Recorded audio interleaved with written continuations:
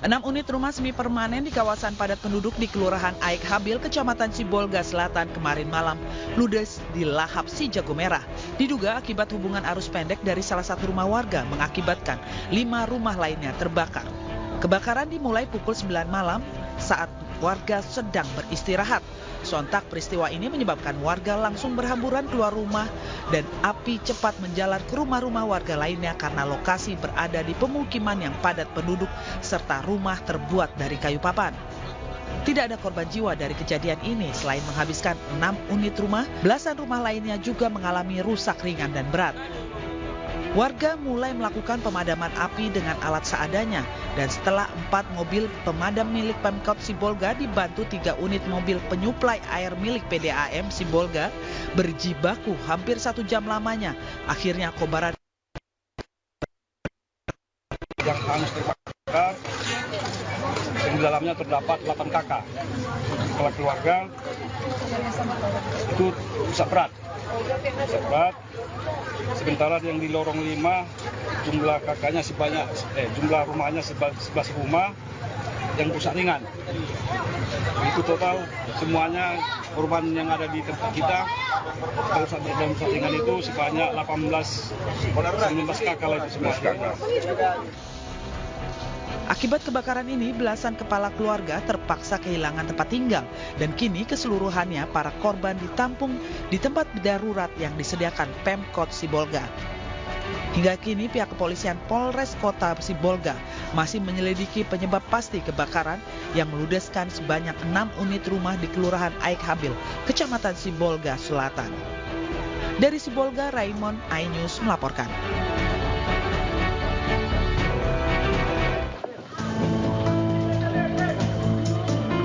Pasar sentral di Kecamatan Kota Bumi Selatan, Lampung Utara ludes terbakar pada Rabu sore. Diketahui pada saat kejadian suasana pasar sudah sepi lantaran pasar sudah tutup. Sehingga kebakaran baru diketahui ketika api sudah melalap sejumlah kios. Diduga api berasal dari sampah yang dibakar.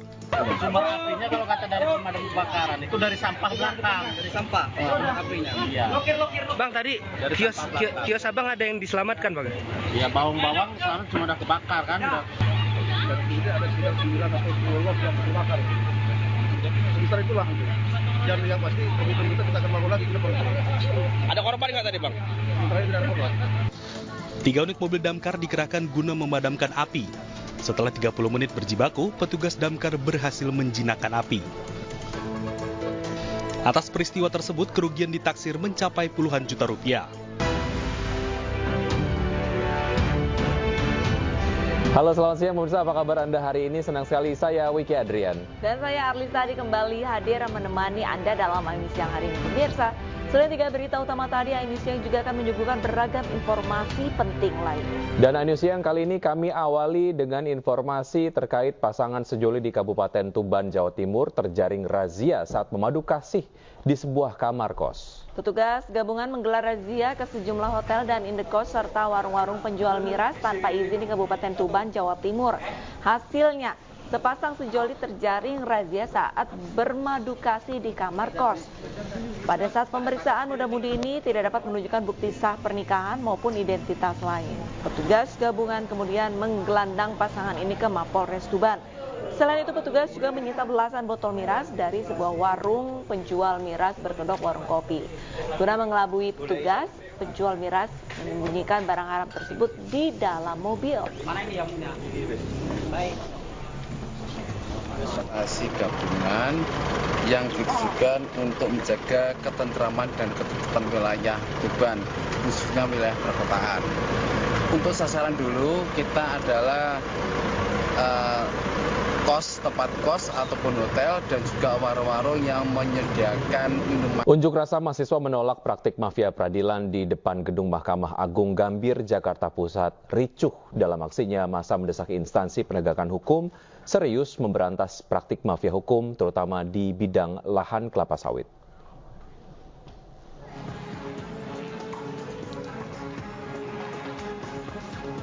Aksi saling dorong mewarnai unjuk rasa menolak praktik mafia peradilan yang digelar mahasiswa di depan gedung Mahkamah Agung Gambir, Jakarta Pusat, Rabu sore. Massa geram karena petugas berusaha memadamkan api yang membakar ban dan keranda mayat di lokasi tersebut. Mereka langsung berusaha menerobos brigade polisi untuk bisa bertemu Ketua Mahkamah Agung. Sudah barang tentu kita hadir di sini. Sejumlah tuntutan disuarakan, diantaranya menuntut Hakim PT TUN menolak gugatan banding PT Sentosa Kurnia Bahagia atas pembatalan sertifikat hak guna usaha yang dikeluarkan Menteri ATR BPN terkait lokasi PT SKB. Massa menilai keluarnya sertifikat hak guna usaha PT SKB cacat administrasi karena secara domisili lahan perkebunan kelapa sawit itu berada di wilayah Kabupaten Musi Banyuasin, bukan di Kabupaten Musi Rawas Utara. Sudah dilakukan penguatan oleh ATR bahwa HGU PT SKB itu telah dibatalkan karena melanggar atau cacat administrasi dalam penerbitan terkait batas wilayah. Diketahui sebelum mendatangi Mahkamah Agung, massa yang menamakan diri Kaukus Mahasiswa untuk Perubahan juga sempat menggelar aksi di depan kantor Pengadilan Tinggi Tata Usaha Negara di kawasan Cikini, Menteng, Jakarta Pusat. Dari Jakarta, Rani Sanjaya, iNews melaporkan. Aksi pencurian uang kotak amal terjadi di sejumlah masjid. Ironisnya pemirsa, sejumlah pelaku merupakan remaja dan masih berstatus pelajar.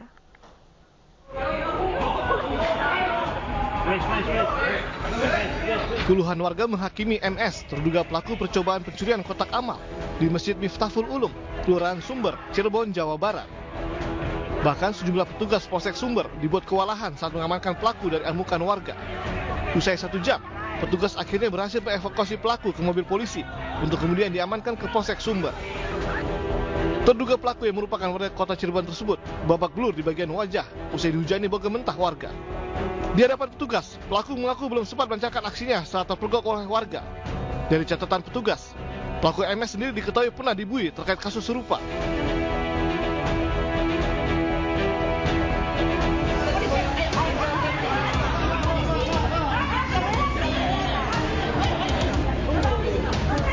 Labuan Batu Selatan, maling kotak infak di Masjid Al-Muslim, Kampung Bedage, Kota Pinang, Labuan Batu Selatan berhasil ditangkap warga saat melakukan aksinya.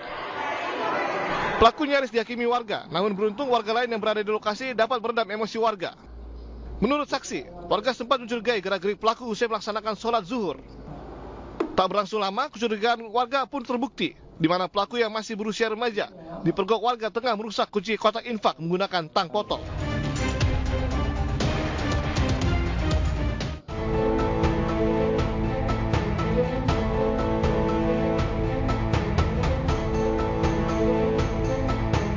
Di Kota Bengkulu, aksi pencurian kotak amal juga terjadi dan dilakukan 2 orang pelajar. Dari rekaman kamera pengawas masjid, tampak satu pelaku mencoba membobol kotak amal di teras masjid menggunakan linggis. Sementara satu orang rekannya berjaga sambil melihat situasi. Namun tak lama berselang, kedua pelaku lari tunggang langgang lantaran aksinya dipergoki oleh penjaga masjid yang telah memantau gerak-gerik kedua pelaku. Dari keterangan warga, diketahui kedua pelaku masih berstatus pelajar SMA dan SMP. Tim Liputan iNews melaporkan. Polisi menggelar olah tempat kejadian perkara tewasnya satu keluarga yang lompat bunuh diri dari lantai 22 apartemen di Penjaringan, Jakarta Utara. Olah TKP ulang dilakukan untuk memastikan temuan dan fakta di lapangan.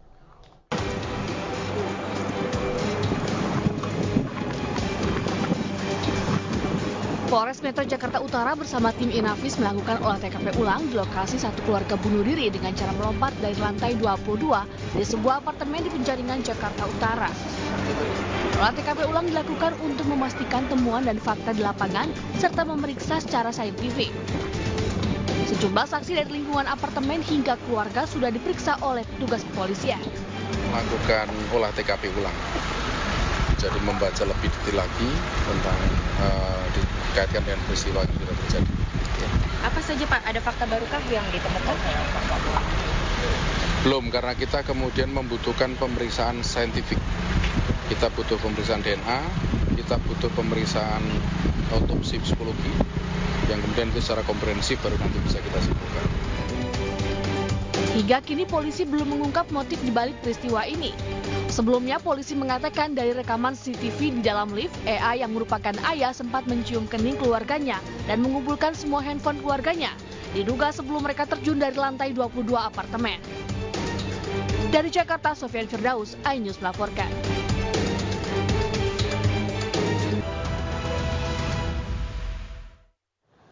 Masih di iNews Siang, pemirsa, dramatis proses evakuasi seorang ibu hamil yang hendak melahirkan dengan menyeberangi Sungai Batu Merah tengah banjir di Kecamatan Kupang Timur, Kabupaten Kupang, Nusa Tenggara Timur.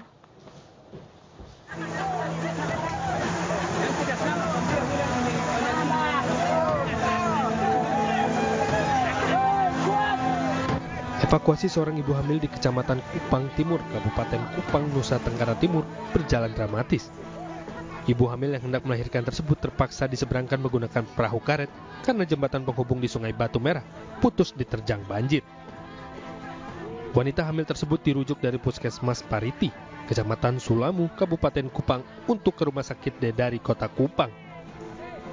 Dari informasi yang dihimpun menyebut proses evakuasi melibatkan warga, TNI, BPBD, dan Taruna Siaga, Bencana Kabupaten Kupang menggunakan perahu karet milik BPBD Kabupaten Kupang. Sebelumnya debit air Sungai Batu Merah meluap pada Sabtu lalu yang menyebabkan jembatan Nun Pisah di desa Oelatimo putus diterjang derasnya aliran sungai. Akibatnya akses yang biasa dilewati warga terputus total. Warga berharap jembatan segera diperbaiki oleh pemerintah setempat. Dari Kupang, Nusa Tenggara Timur, Eman Suni, iNews melaporkan. Hujan deras yang mengguyur kota Semarang membuat jalan Pantura Kaligawe Semarang tergenang banjir. Arus lalu lintas tersendat karena kendaraan harus melewati banjir dengan ketinggian 50 cm.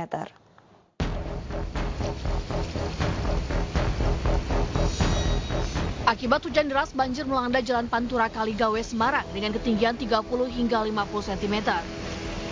Bahkan tidak sedikit kendaraan truk yang mogok karena tidak mampu melewati banjir yang cukup tinggi tersebut. Petugas kepolisian dan warga sekitar turut serta membantu mendorong mobil yang mogok. Tingginya air dan banyaknya lubang di jalan membuat kemacetan panjang. Seringnya banjir di Jalan Raya Kaligawe dikeluhkan para pengendara. Mereka berharap ada perbaikan yang permanen. Harapannya ya lancar kan. Ini terus yang susah. Kalau hujan banjir. Terus di BBM ya. Harusnya cukup dan hukum. Akibat banjir, pihak kepolisian juga melakukan rekayasa lalu lintas. Untuk mengatasi kemacetan yang berakibat dari dampak genangan air di Jalan Kaligawe. Unit Lantas Polres itu sudah melakukan kegiatan rekayasa arus lalu lintas yang dari arah Demak menuju Semarang dialihkan di Jalan Walter Mungintidi sehingga tidak terjadi penumpukan arus di jalan. Hujan lebat yang terjadi sejak Rabu siang membuat beberapa titik di kota Semarang terendam banjir, mulai dari Kelurahan Mukaharjo, Kelurahan Tambakrejo, Sambirjo, Kerobokan, serta Kelurahan Kudu. Dari Semarang, Jawa Tengah, Doni Mahendra, iNews melaporkan. Akibat hujan deras, kawasan wisata Kota Lama Semarang, Jawa Tengah terendam banjir. Hingga Kamis pagi, ketinggian air berkisar 20 hingga 30 cm. Akibat hujan deras yang terjadi sejak Rabu siang hingga malam hari, kawasan Kota Lama masih tergenang banjir. Kendaraan tidak diperbolehkan untuk melintas di kawasan Kota Lama. Guna mengalihkan arus kendaraan, Polrestabes Semarang melakukan rekayasa dengan mengalihkan jalur menuju ke kawasan Stasiun Tawang dan Kaligawe Semarang.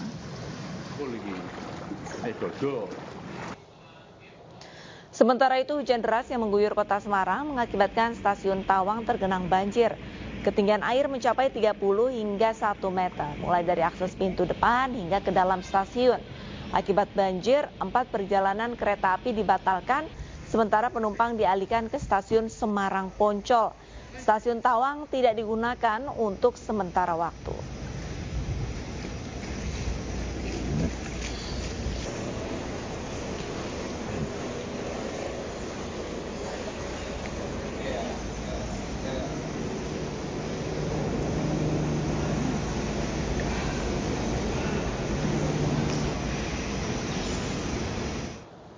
Pemirsa, untuk mengetahui informasi banjir terkini di Semarang, kami sudah terhubung dengan Wisnu Wardana di Stasiun Tawang Semarang dan juga ada Taufik Budi Nur Cahyanto di Jalan Raya Kaligawe Semarang. Namun kita ke Wisnu terlebih dahulu. Selamat siang Wisnu, bagaimana suasana terkini di Stasiun Tawang? Apakah banjir masih tinggi, Wisnu? Ya, selamat siang Arlita. Ya, saat ini saya sedang berada di Stasiun Tawang. Hingga saat ini ketinggian air masih mencapai 30 hingga 1 meter, Arlita. Baik, jadi hingga di lokasi tempat saya berdiri ini merupakan pintu masuk Stasiun Tawang dan kondisinya semua tergenang air. Ini hampir mencapai 1 meter atau sepinggang orang dewasa. Jadi untuk penumpang yang akan menggunakan moda transportasi kereta api ini dibatalkan oleh pihak Daob 4 KAI Semarang. Jadi ada 14, sedikitnya ada 14 jadwal kereta api yang dialihkan. Jadi 4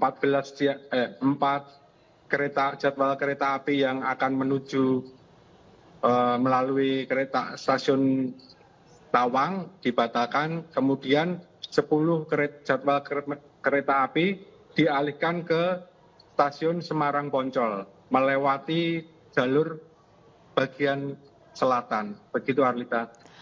Wisnu, apakah banjir di Stasiun Tawang ini baru kali ini terjadi atau justru tiap tahun? Ya, banjir di Stasiun Tawang sudah berkali-kali, bisa dipastikan langganan tiap tahun. Pihak pemerintah sudah ada peninggian bangunan maupun penyediaan rumah-rumah pompa dan penyediaan pompa-pompa darurat di sekitar. Namun kondisi curah hujan yang amat deras hingga semalam lebih mengakibatkan debit air terus bertambah. Jadi air yang disedot tidak bisa dibuang dan dialirkan ke sungai. Begitu, Arlita. Baik, sementara itu antisipasi dari PT KAI sendiri untuk menyiasati ataupun untuk mengurangi tinggi banjir ini seperti apa? Sementara baru pompa-pompa darurat yang masih diaktifkan. Untuk perlintasan dan ruang peron dan segala macamnya masih tergenang air. Hingga saat ini cuma rumah pompa dan pompa darurat yang berada di sekitar halaman parkir Stasiun Tawang. Itu, Arlita. Baik, terima kasih banyak Wisnu. Sekarang saya lanjut akan ke Taufik Budi Nur Cahyanto di Jalan Medoho Raya Semarang. Selamat siang Taufik, bagaimana suasana terkini di sana? Apakah banjir masih tinggi? Oke, baik Arlita. Saat ini saya berada di Jalan Medoho Raya dan kondisi banjir di sini memang masih cukup tinggi karena ketinggian air ini mencapai sekitar paha orang dewasa. Sehingga hanya kendaraan-kendaraan besar, mobil-mobil begitu ya yang berani melintas. Sementara kendaraan bermotor, maksudnya kendaraan roda 2, motor, sepeda motor itu apabila nekat melintas pasti akan masuk mogok. Dan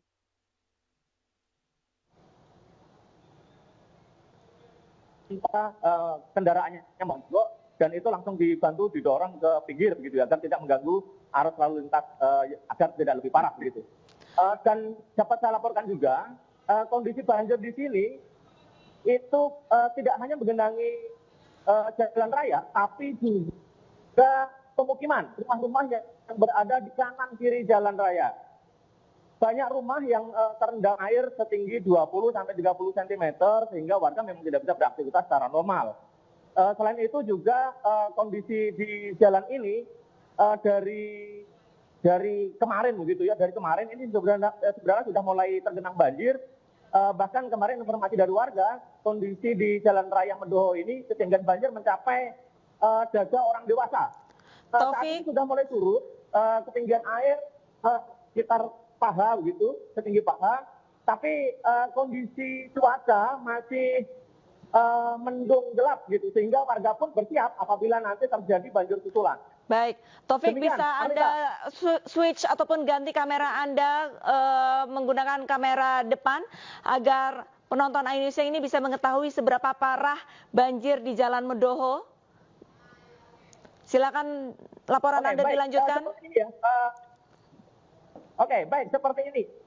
Visual yang dapat saya tampilkan di Jalan Raya Mendoho, kondisi jalan ini sudah menjadi kolam raksasa begitu. Dan ini menjadi area bermain bagi anak-anak. Dan ini memang cukup berbahaya sebenarnya, karena selain ada anak-anak yang bermain, sebagian minta uang begitu ya kepada para pengendara.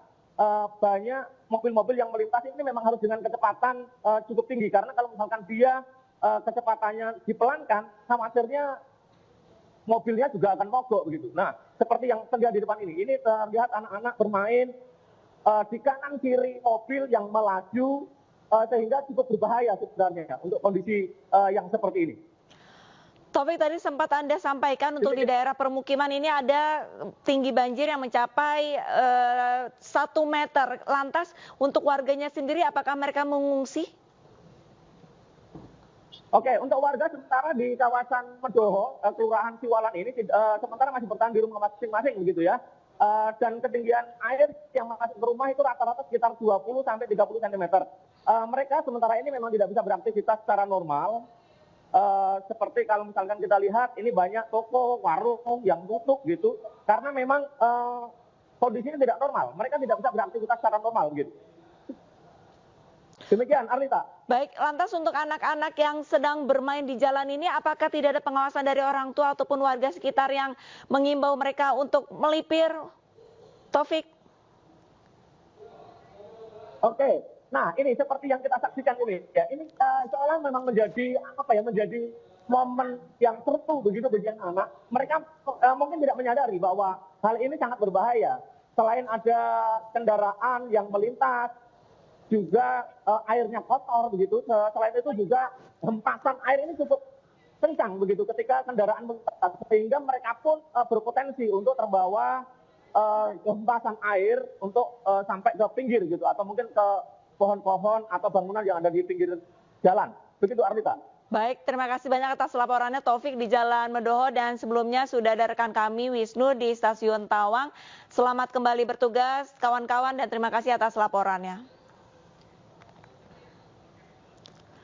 Pemirsa, kita ke informasi selanjutnya. Ini di mana hujan dengan intensitas tinggi selama 2 hari di wilayah Kendal, Jawa Tengah terendam banjir. Ketinggian air mencapai 1 meter di wilayah dataran rendah.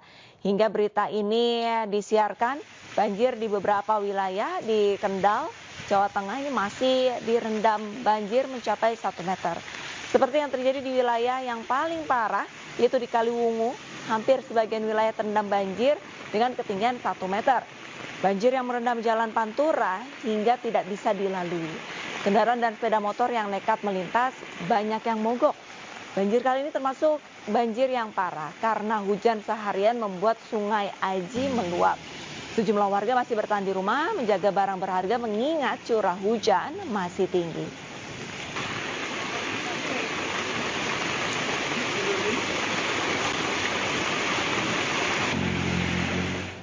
Dan untuk informasi lebih lanjut, pemirsa, kami sudah terhubung dengan Edi Prayitno di Desa Kumpul Rejo, Kendal, Jawa Tengah. Selamat siang, Edi. Ini berapa lokasi di Kendal yang terendam banjir? Selamat siang, rekan Arita. Untuk banjir di wilayah Kabupaten Kendal itu merendam hampir 5 kecamatan. Di titik terparah sendiri ada di Kecamatan Kaliwungu, Kecamatan Berangsong, dan Kota Kendal. Untuk di Kecamatan Kaliwungu, sejumlah titik masih terendam seperti yang ada di belakang saya ini di Desa Kumpulrejo. Ketinggian air masih sekitar 75 cm hingga 1 meter. Dan sementara di daerah lain sudah sedikit surut karena siang ini tidak turun hujan. Banjir ini juga akibat hujan selama 2 hari yang terjadi di wilayah Kendal, sehingga beberapa sungai yang ada di Kendal, yaitu Sungai Aji Kaliwungu dan Sungai Waridi di perbatasan Berangsong ikut meluap. Itu rekan Arista. Baik, lantas adakah warga yang sudah mulai mengungsi akibat banjir meninggi, Edi? Ya, untuk pengungsian sendiri belum disediakan oleh pemerintah Kabupaten Kendal, namun warga sendiri sudah berinisiatif untuk memilih pindah ke lokasi yang lebih tinggi, menghindari genangan air sejak tadi malam. Namun demikian, di daerah-daerah yang airnya sudah mulai turun, warga sudah kembali untuk membersihkan. Namun untuk yang di Desa Kumpulrejo, warga masih tetap bertahan karena air juga belum surut sepenuhnya ke Sungai Waringin meskipun sungai debitnya sudah turun. Hal ini akibat saluran yang menuju ke sungai besar tertutup oleh material sehingga air tidak bisa hilang atau mengalir ke sungai besar. Demikian, Mbak. Edi, tadi Anda sempat menyampaikan bahwa sebagian warga ini ada yang sudah kembali ke rumahnya karena banjir sudah mulai surut. Lantas untuk cuaca beberapa hari ke depan, apakah ada prediksi hujan lagi sehingga bisa mengakibatkan banjir kembali datang? Ya, untuk hari siang ini cuaca cukup cerah, matahari sudah mulai bersinar. Berbeda dengan tadi pagi, sempat hujan walaupun tidak dengan intensitas tinggi, tapi siang ini sudah mulai panas sehingga warga berharap tidak lagi turun hujan dan air tidak kembali naik sehingga warga bisa membersihkan rumahnya dan kembali beraktivitas seperti biasanya. Demikian. Baik, terima kasih banyak Edi Praitno laporannya langsung dan semoga banjir cepat surut sehingga warga bisa kembali ke rumahnya masing-masing. Terima kasih banyak Edi. Pemirsa, banjir bandang menerjang Desa Wangandowo, Pekalongan, Jawa Tengah pada Rabu malam. Puluhan rumah rusak parah dan 2 orang warga meninggal dunia akibat terseret arus banjir.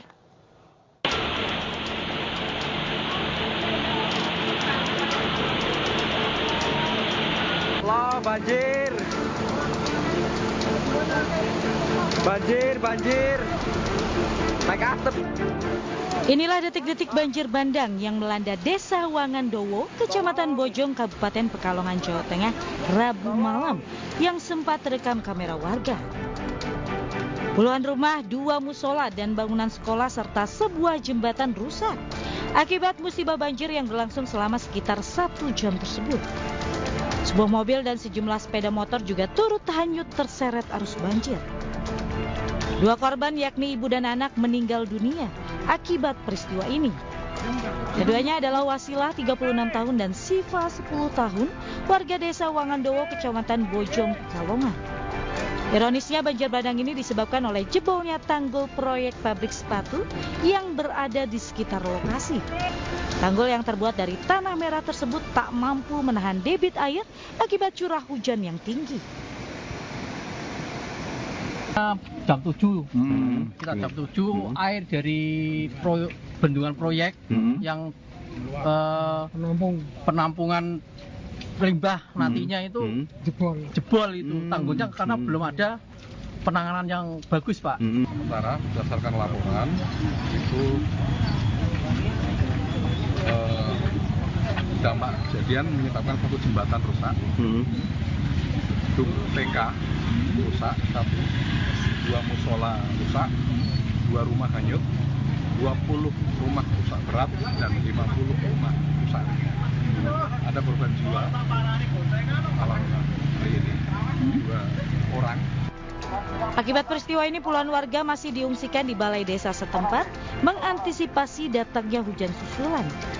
Petugas gabungan rencananya akan melakukan kerja bakti untuk membersihkan puing-puing akibat banjir pada Kamis pagi. Dari Pekalongan, Jawa Tengah, Suryono Soekarno, iNews melaporkan.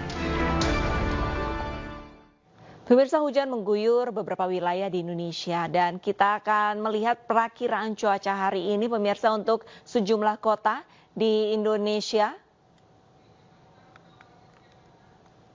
Dan kita awali dari kota Jakarta pemirsa, untuk pagi hari ini diprediksi hujan ringan, lalu untuk siang harinya dan malam hari diprediksi berawan. Selanjutnya pemirsa kita akan ke kota Bandung, di mana di kota Bandung untuk tadi pagi ini berawan dan diprediksi untuk siang hari hujan ringan. Namun Anda tidak perlu khawatir karena malam hari ini diprediksi cerah berawan. Dan selanjutnya kita ke kota Yogyakarta, di mana kota Yogyakarta pada pagi tadi pemirsa, kota Yogyakarta di berawan diprediksi untuk siangnya diprediksi hujan petir. Lantas untuk malam hari diprediksi berawan. Kemudian kita ke kota Semarang. Kota Semarang pada pagi tadi diprediksi berawan Lalu untuk siang dan malam hari juga diprediksi berawan pemirsa. Dari Semarang kita beralih ke Kota Medan, di mana Kota Medan pemirsa diprediksi pada pagi hari tadi ini cerah berawan. Kemudian untuk siang dan malam hari juga sama, diprediksi cerah berawan. Lalu untuk di Bali ini sendiri tadi pagi kondisi cuaca di Bali ini berawan, siang harinya berawan, namun untuk malam harinya ini berbeda dari kota-kota sebelumnya. Ini diprediksi akan mengalami hujan ringan. Dari Bali kita bergeser ke Surabaya. Untuk di Surabaya pada tadi pagi pemirsa, ini kondisi cuacanya berawan, namun siang hari ini hujan ringan. Untuk malam hari di kota Surabaya diprediksi berawan. Dan terakhir kita bergeser ke kota Makassar, Sulawesi Selatan. Pemirsa pagi tadi diprediksi berawan. Kemudian siang hari ini juga masih diprediksi berawan hingga malam hari. Untuk kota Makassar diprediksi berawan pemirsa. Ya pemirsa, Wali Kota Semarang Heverita Gunaryanti Rahayu meninjau sejumlah titik banjir di Kota Semarang. Selain meminta maaf kepada masyarakat, Wali Kota Semarang telah menyiapkan dapur umum dan makanan sahur bagi warga yang terdampak banjir.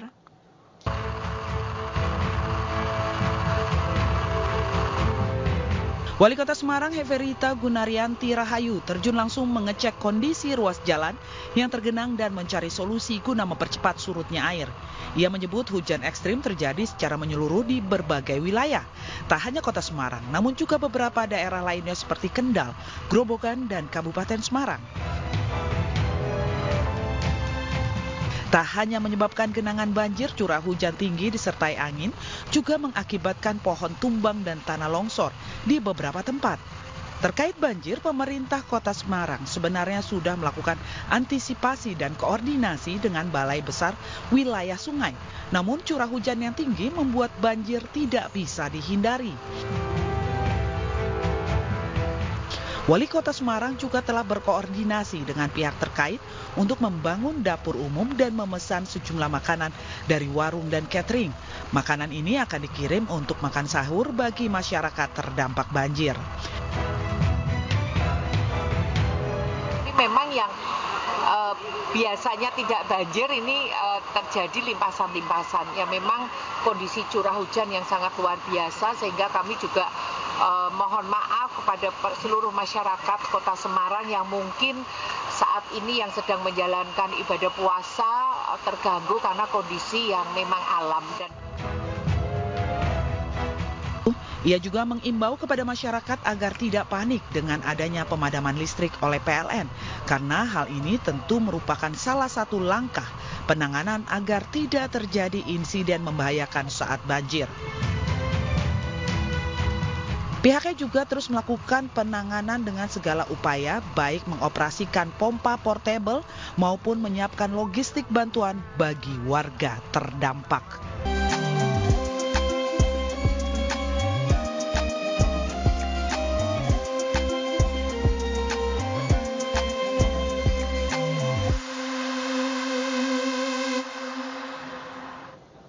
Kembali lagi di iNews Siang, pemirsa. KAI Daop 1 Jakarta menyediakan 344 kereta api tambahan untuk mengangkut penumpang di masa Lebaran 2024. Ya, 8.000 tiket tersedia dan sudah dapat dipesan di perjalanan periode 31 Maret hingga 21 April 2024. PT Kereta Api Indonesia Daop 1 Jakarta telah membuka pemesanan tiket kereta api tambahan untuk masa Lebaran 2024. Untuk periode angkutan Lebaran dari tanggal 31 Maret sampai dengan 21 April 2024, KAI Daop 1 Jakarta melakukan penambahan armada kereta sebanyak 344 perjalanan kereta api dengan rata-rata per hari sebanyak 16 perjalanan kereta api. Selama masa angkutan Lebaran 2024, secara total sebanyak 1.537 perjalanan kereta api dengan 844.741 tempat duduk yang disediakan untuk keberangkatan awal kereta api dari Stasiun Gambir dan Pasar Senen di area KAI Daop 1 Jakarta. Rata-rata per hari terdapat 70 perjalanan kereta api yang beroperasi pada masa tersebut, 35 kereta api dari Stasiun Gambir dan 35 lainnya dari Stasiun Pasar Senen. Dari ketersediaan tempat duduk tersebut, sebanyak 390.000 tiket sudah terjual.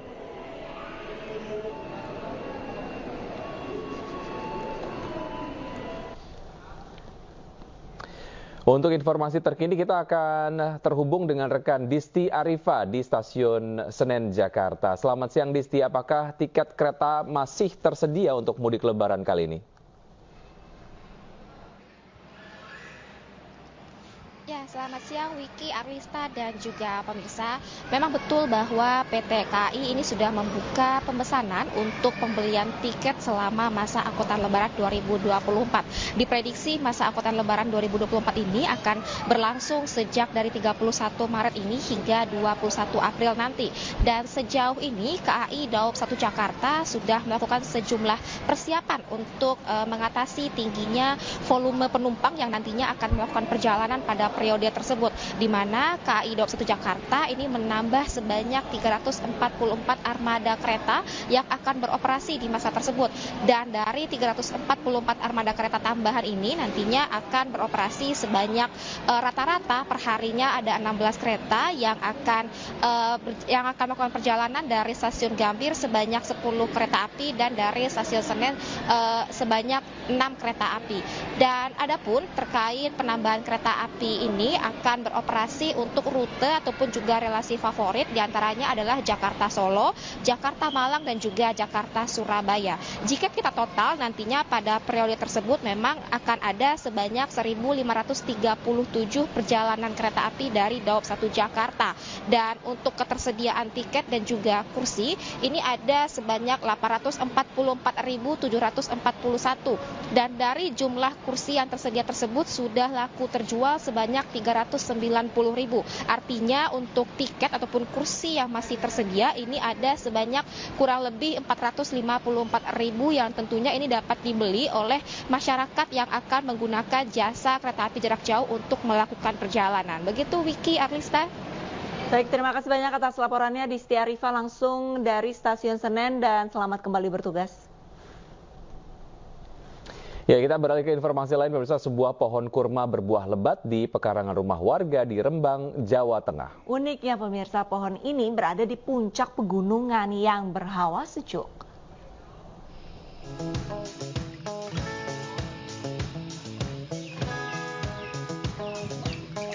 Pohon kurma ini berada di samping rumah Sutawi, warga Desa Bitingan, Kecamatan Saleh, Kabupaten Rembang, Jawa Tengah. Jenisnya adalah kurma muda. Meski baru setinggi 3 meter, namun buahnya sangat banyak.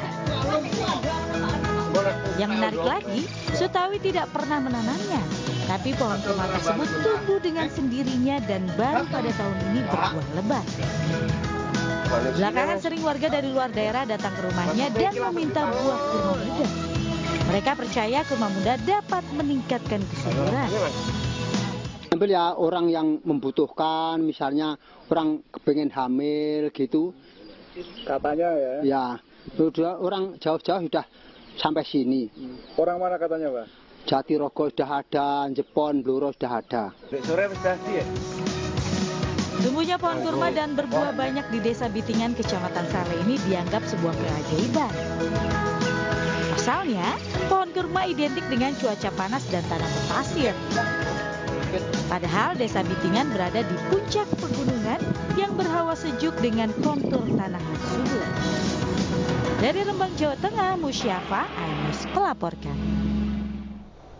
Pemirsa, jika kita melihat ini kota Mekah ini terdapat gerbang ikonik yang berbentuk Al-Quran. Iya, di kota Medan, Sumatera Utara juga ada masjid yang tidak kalah unik dan megah karena masjid ini berdiri tanpa kubah dan sebagai pengganti replika Al-Quran raksasa di atas rehal.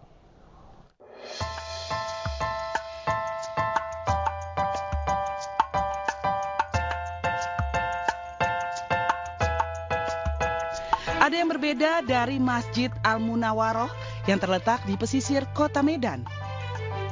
Jika masjid-masjid pada umumnya bercirikan kubah, masjid di pintu masuk Belawan ini justru menjadikan replika Al-Quran sebagai atapnya. Masjid dengan arsitektur unik dengan kubah berbentuk Al-Quran di atas rehal juga memiliki sisi kubah masjid yang dihiasi dengan ayat Al-Quran seperti arah kiblat bertuliskan ayat kursi dan sisi lainnya bertuliskan surat Al-Imran ayat 110 tentang amar ma'ruf nahi munkar sebagai tujuan hidup. Di bagian luar bangunan masjid juga dihiasi dengan tulisan 25 nama Nabi dan Rasul yang membuat masjid ini semakin indah. Masjid Al-Munawaroh yang memiliki luas 280 meter persegi dapat menampung sekitar 2.200 jamaah. Selain terinspirasi dari pintu gerbang kota Mekah, masjid ini juga dihiasi dengan corak khas Melayu kota Medan di bagian pintu utama. Masuk ke dalam masjid terdapat tempat wudhu dan kamar mandi di lantai 1, kemudian ruangan aula dan perpustakaan. Sementara ruang sholat berada di lantai 2 dengan mimbar senada berbentuk Al-Quran serta susunan sifat Allah dan Asmaul Husna. Kegiatan di masjid ini 5 waktu, Jumat kita buka untuk masyarakat dan kantoran dan sekitar Belawan yang hampir setiap Jumat ini penuh. Masjid ini sendiri dibangun 2019 dan di dalamnya dihiasi oleh kaligrafi termasuk Asmaul Husna dan kaligrafi surah-surah Al-Quran. Nah, masjid ini sebagaimana biasa kalau bulan Ramadan diisi oleh pengajian penuh mulai Senin dan sampai Jumat. Pada hari Kamis di luar bulan Ramadan kita pengajian rutin. Masjid ini juga dalam bulan puasa menyalurkan bantuan terhadap masyarakat sekitarnya, takjil, bantuan sembako terhadap masyarakat, serta bantuan santunan terhadap yatim 1.000 orang anak yatim untuk sekitar Belawan. Selain untuk sholat 5 waktu, selama bulan suci Ramadan, Masjid Al-Munawaroh ini digunakan untuk pengajian rutin setiap harinya, pemberian takjil, sembako, hingga santunan lebaran untuk anak yatim piatu. Dari Medan, Sumatera Utara. Pemirsa, Habib Hasan bin Jafar Assegaf, pimpinan Majelis Nurul Mustofa Cilodong, Depok, Jawa Barat, meninggal dunia. Ya, almarhum akan dimakamkan di pemakaman keluarga di Kompleks Masjid Nurul Mustofa Cilodong, Depok, Jawa Barat siang hari ini. Habib Hasan bin Jafar Assegaf akan dimakamkan usai ibadah sholat zuhur dan berdekatan dengan makam sang ibu. Hingga Kamis pagi, pelayat masih terus berdatangan ke rumah duka almarhum Habib Hasan di Masjid Nurul Mustofa Cilodong, Depok, Jawa Barat. Almarhum sempat berwasiat ia ingin dimakamkan persis berada di bawah kaki makam ibunya.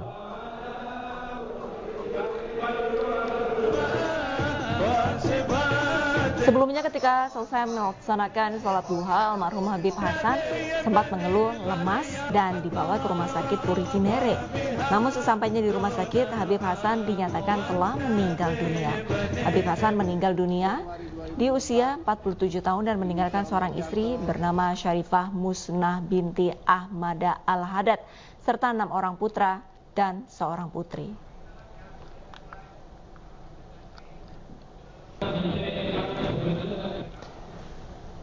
Untuk informasi terkini kita sudah terhubung dengan Faisal Rinaldi di Cilodong, Depok, Jawa Barat. Selamat siang Faisal, pukul berapa rencananya Habib Hasan akan dimakamkan hari ini?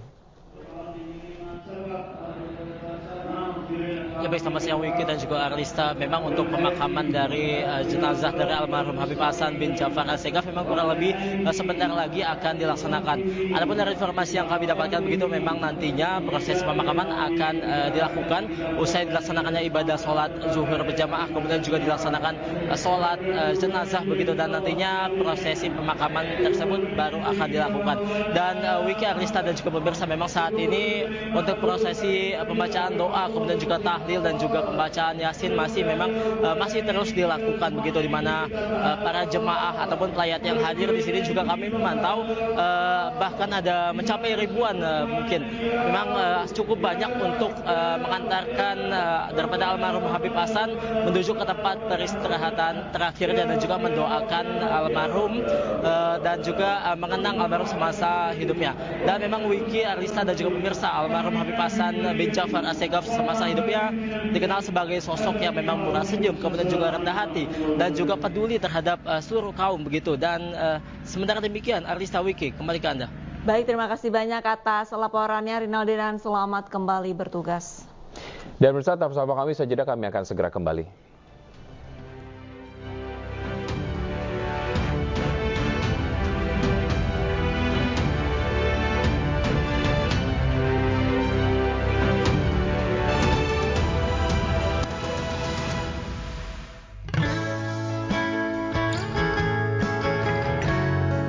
Di bulan suci Ramadan 1445 Hijriah, pembatasan aktivitas hiburan dilakukan Kementerian Pariwisata dan Ekonomi Kreatif bekerjasama dengan Dinas Parekraf Provinsi dan Kabupaten Kota.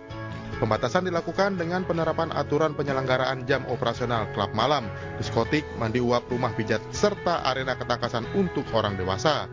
Dalam Weekly Brief Sandi Uno, Menparekraf Sandiaga Uno mengingatkan sejumlah pihak untuk tidak melakukan hal di luar kewenangan, seperti melakukan sweeping dan penertiban tempat hiburan dan wisata. Dan tidak ada kegiatan-kegiatan sweeping atau kegiatan-kegiatan penertiban yang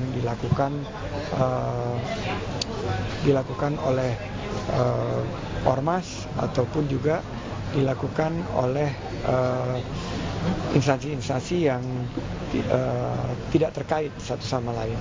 Jadi ini harapan daripada usaha hiburan, mohon dipatuhi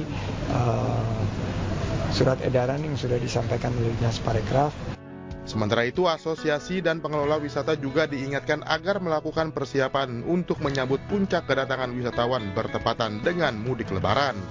Pengelola juga ditekankan untuk menyiapkan crowd control serta traffic flow agar wisatawan dapat menikmati kunjungan wisata dengan nyaman dan aman.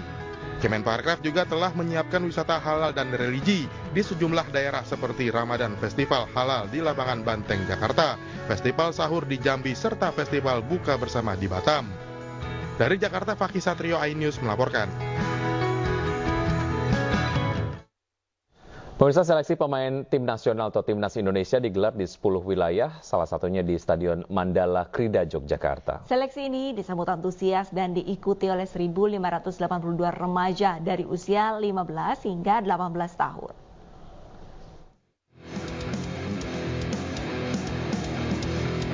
PT Pos Indonesia Persero memberikan dukungan dalam proses seleksi pemain tim nasional atau timnas Indonesia melalui aplikasi Pospay. Seleksi bibit potensial timnas U17 dan U20 ini digelar di Stadion Mandala Krida, Yogyakarta dan diikuti oleh 1.582 remaja dari usia 15 hingga 18 tahun.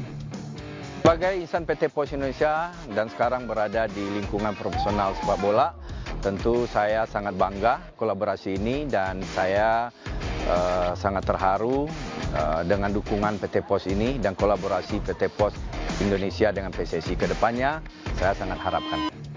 Proses seleksi di Yogyakarta dilangsungkan dengan melakukan pertandingan seperti jumlah tim sebenarnya, yaitu 11 lawan 11 pemain. Meski diguyur hujan, para talenta muda ini berusaha mengeluarkan seluruh potensi diri agar terpilih masuk menjadi Garuda Muda Punggawa Merah Putih. Harapan untuk diri sendiri untuk mengikuti seleksi timnas 16 adalah untuk mengenalkan orang tua dan juga mengharumkan nama Indonesia juga, dan semoga saja berhasil untuk mengikuti seleksi ini. Proses seleksi pemain timnas mendapat respon luar biasa karena banyaknya peserta. Penyelenggaraan seleksi pun ditambah 1 hari. Kita harapkan, kita sangat bangga bisa berkolaborasi dengan PT Pos karena Pos Indonesia adalah salah satu legendaris yang ada di Indonesia. Semoga sama-sama mari kita bergandeng tangan untuk membawa Garuda terbang tinggi dari Yogyakarta. Dari proses seleksi pemain tim nasional di Yogyakarta ini, PSSI berharap akan mendapatkan bibit unggul pemain sepak bola.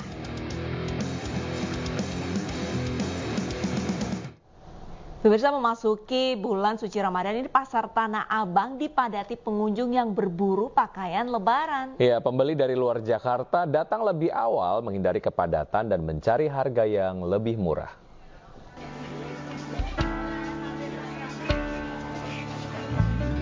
Memasuki bulan Ramadan, pasar Tanah Abang semakin ramai pembeli.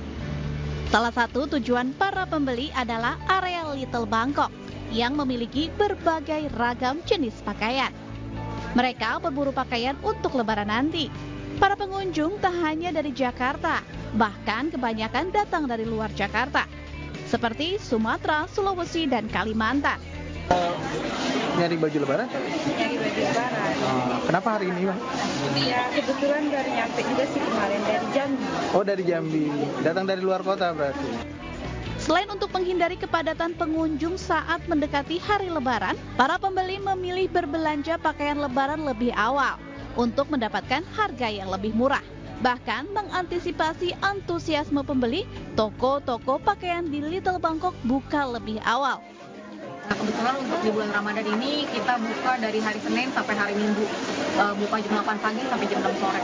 Nah, ini selama Ramadan aja ya, tapi nanti setelah Ramadan itu akan seperti biasa, Senin sampai Sabtu aja. Pedagang mengaku omset penjualan di awal bulan Ramadan naik hingga 10% dibanding hari biasanya.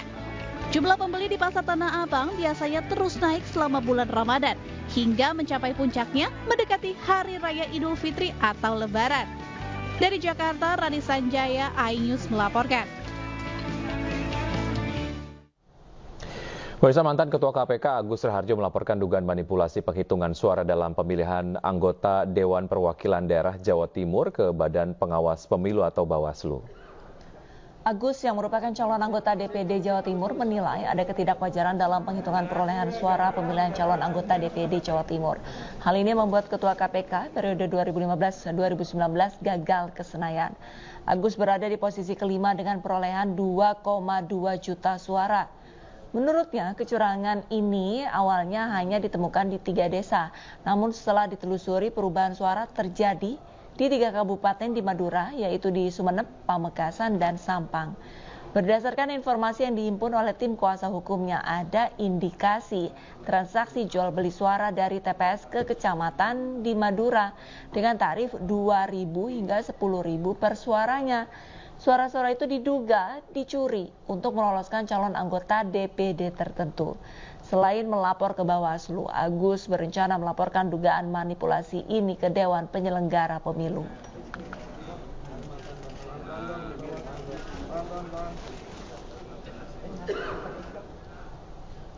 Pemirsa, guru besar dan akademisi menggelar pertemuan untuk menegakkan konstitusi, memulihkan peradaban berbangsa dan hak wargaan. Ya, mereka berkumpul di Gedung UI Salemba dan kita langsung saja menuju ke sana.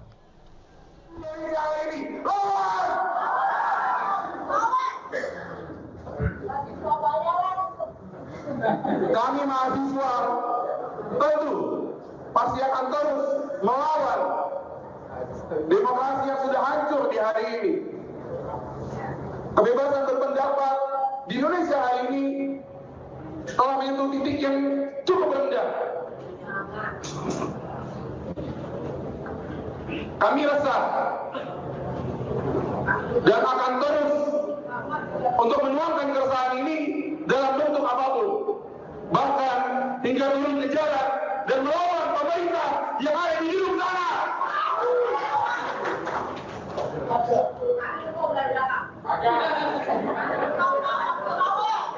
Terima kasih semuanya. Mari kita jalankan, mari kita gaungkan semangat untuk melawan sebuah hal-hal yang tidak lagi baik di Indonesia, dan mari kita gaungkan kembali semangat demokrasi di Indonesia hari ini. Terima kasih. Terima kasih. Kami sangat berterima kasih kepada 13 intelektual yang duduk kali supaya kita mulai bangsa ini. Mohon tetap akan kembalikan ke acara ke MC yang kemudian diikuti dengan puncak, yaitu seruan Salemba. Terima kasih Prof. Maneta sebagai moderator.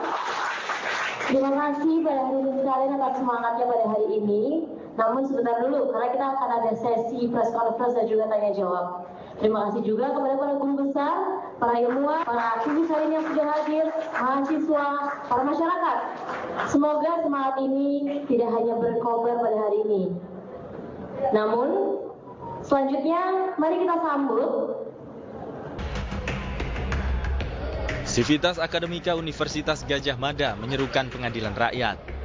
Pernyataan sikap ini disampaikan oleh pakar hukum tata negara Universitas Gadjah Mada, Zainal Arifin Mukhtar bersama sejumlah tokoh. Pengadilan rakyat dinilai sangat penting guna mengembalikan etika dan konstitusi yang terkoyak selama 5 tahun terakhir.